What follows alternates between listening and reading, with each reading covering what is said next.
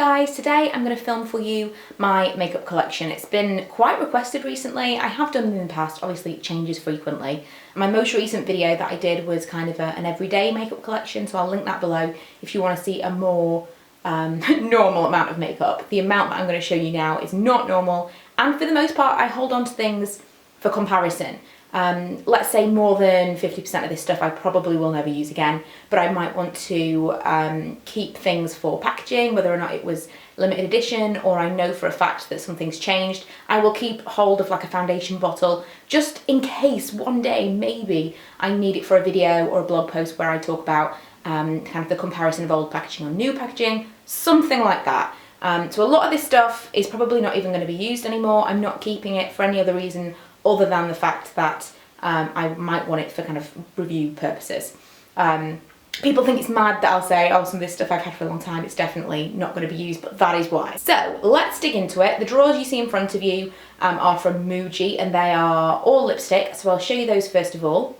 And I know I'll get questions about my nail polish rack. I actually had it made. I found someone on eBay that was making spice racks, and I just emailed them and asked whether or not they would make one to my specifications, and they did, and that was ages ago, so I can't tell you the seller, probably not even selling anymore, but that's what I did. I'm not going to go into nail polish in this video, but if you want a nail polish collection, let me know. I'm not going to go through absolutely every colour I've got here, or through the drawers below either, just because it's going to be a super long video as it is. But if you'd like to see any specific collection videos like Bourjois, Revlon, etc., if I haven't already done it, and I recommend you check out my channel page, the search box there, to see whether or not I've already done that video, then I will do that for you if you request it. And for the most part, I've probably reviewed most of these lipsticks on my blog, so if there's a particular brand you're looking for, if you search my blog for that, I've done a lot of lipstick posts. So in this top drawer I have some MUA, some Makeup Revolution, Revlon. I love these Revlon matte ones, and I don't think they do them anymore. I think these have been discontinued.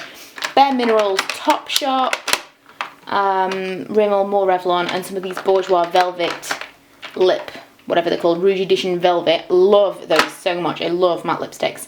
And I actually have 3 of these. I don't know where the other ones have gone. The Maybelline Colour Drama. The next drawer is a little bit bare because I was actually making space for the new Freedom lipsticks, but I'll show you those and where I put them in a second. I still might put them in these drawers, but I kind of want to keep them all together for now.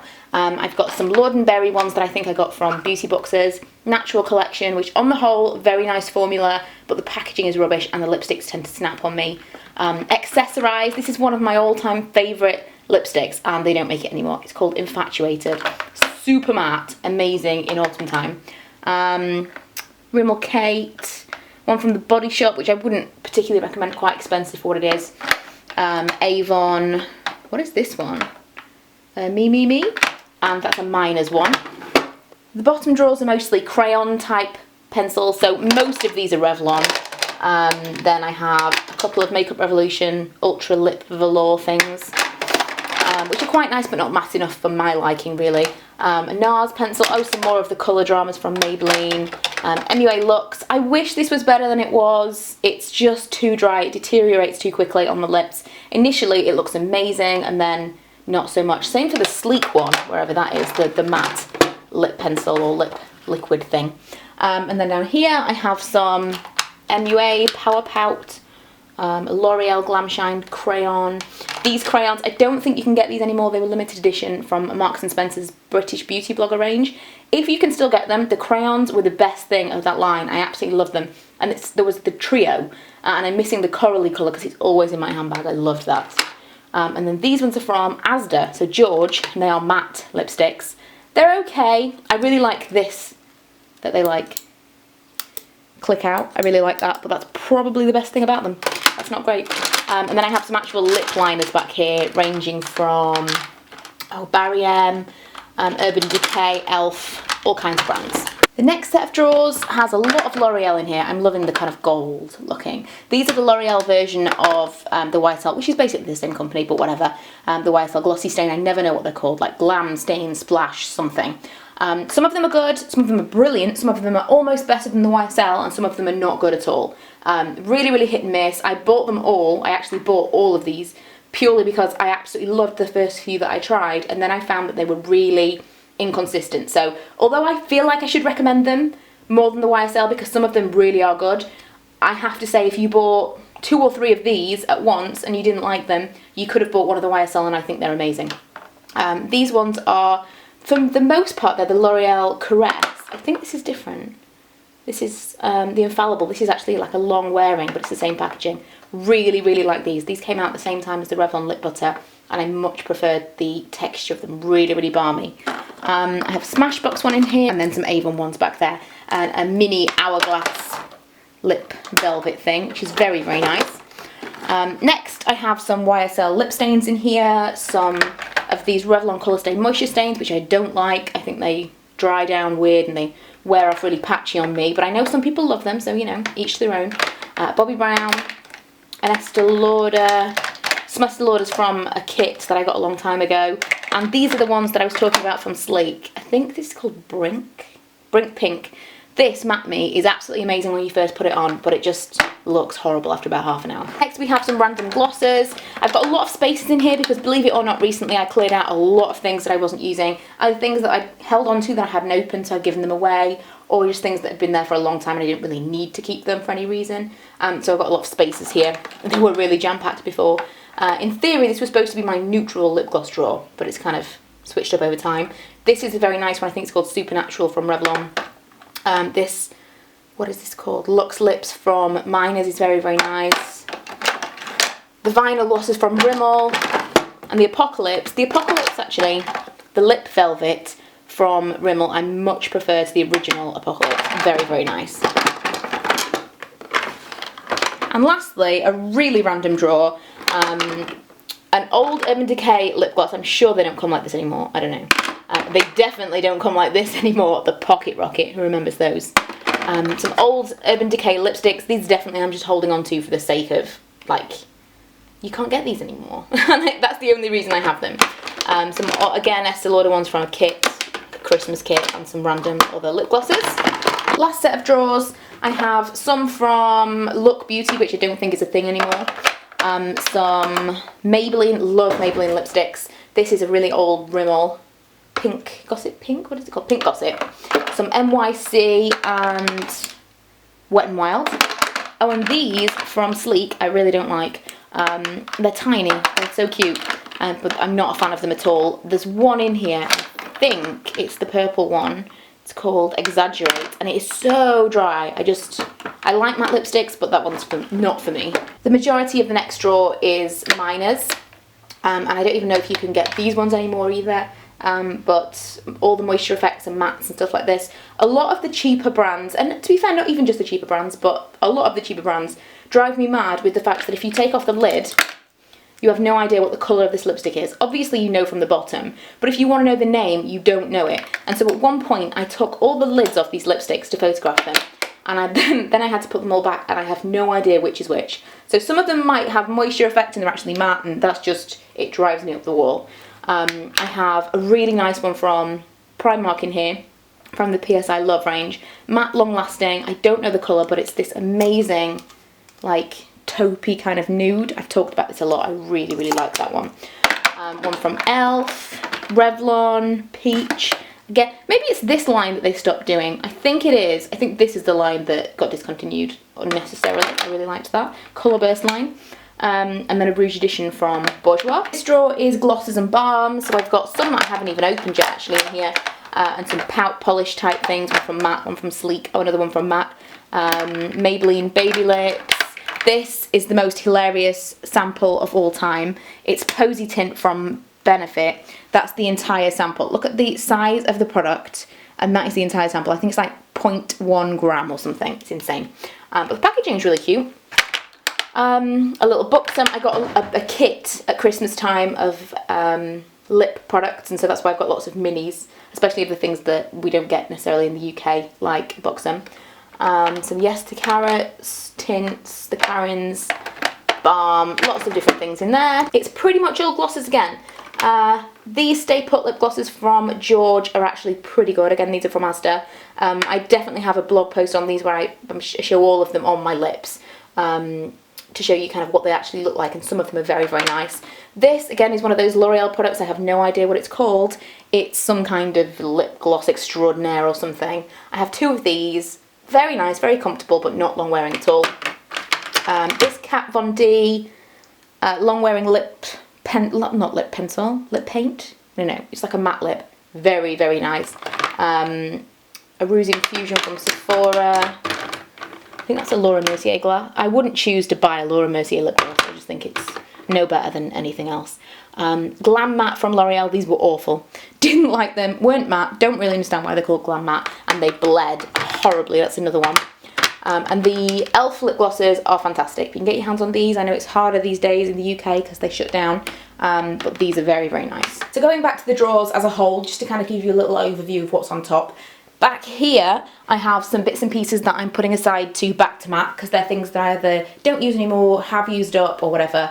So I have at least 5 things there. If you take 5 empty products back, you can get a free lipstick. I have the Sephora Favourites Dare to Oil Kit, which I actually haven't opened yet. Laura from Laura Loves Beauty, ta-da, bought me this at Christmas, I think, and it's just sat there and I haven't used it yet because I have other oils to use up, so that's waiting for me to use. Then I have my matte lipsticks, which again I'll go into in another video, and just other bits and pieces. Most of it is just kind of boxes, which make things look pretty and cute and colourful. And then I have a couple of things up here, the Avon nail polishers. I have a George contour kit I picked up the other day. These are just things that I'm waiting to review. And the little box here, this little bag is full of mini sample sizes. I'm kind of hoping that I collect enough samples that I can do a whole face of makeup with samples. I think that would be a cool video. Moving down from the Muji drawers, I have these drawers from IKEA. They are the Alex drawers, but most people have the tall ones and I have the wide ones. So these are the 6 drawer wide units rather than I think the tall 9 drawer. I just feel like these lend themselves better to makeup, and if you've got the floor space, they just work better in my opinion. Although if you were going to get 2 of the 9 drawers, you can actually put these on top of each other, and I have. They come with wheels, which I didn't attach because I was going to stack them on top of each other, but they take up pretty much as much space as the 9 drawer ones anyway. So if you were going to get 2, which is insane, you shouldn't need 2 of these. And in fairness, I don't need all of them. Some of the drawers are empty.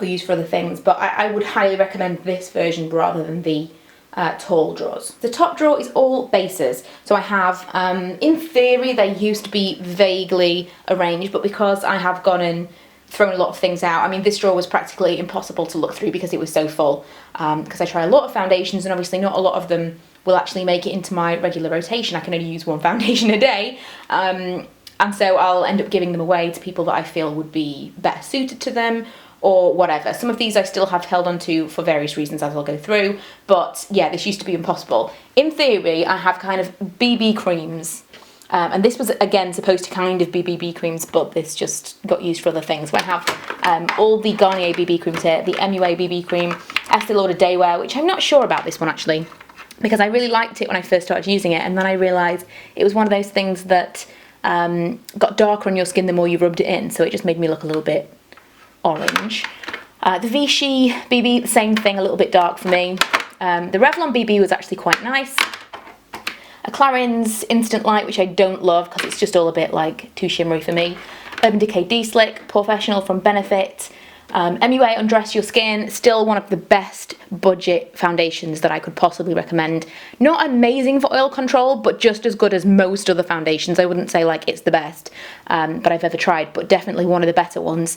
And it lasts a really long time, very, very nice finish.